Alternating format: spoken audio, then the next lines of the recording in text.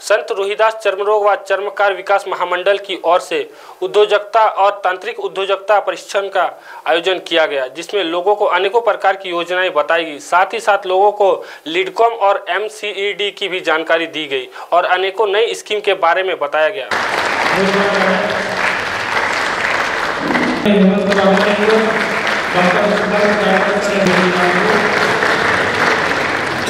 आमच्या संविधान सभेत आज दिनांक 26 नोव्हेंबर 1949 रोजी या परिनिर्मित करून स्वतः अर्पण करीत आहोत।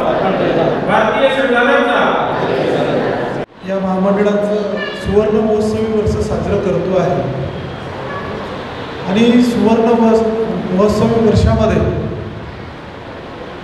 खरंच या समाजाने काय काय मिळवलेलं आहे आणि ज्या प्रमाणामध्ये या समाजामधून वेगवेगळे लोक पुढे येऊन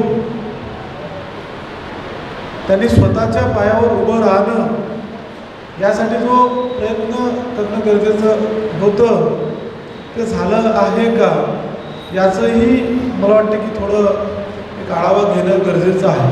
शिकून अजून शिकावं, खूप शिकावं, शिकून खूप शिकतो, परंतु नोकरीच्या संधी आता कमी प्रमाणामध्ये उपलब्ध असल्यामुळे ज्या उद्देशाने तो हायर एज्युकेशन घेऊन जातो आणि त्यामधून शिक्षण घेतल्यानंतरही त्याच्या पदरी निराशा येते, तर या चक्रामधून बाहेर काढणं पण त्याला आता गरजेचं आहे।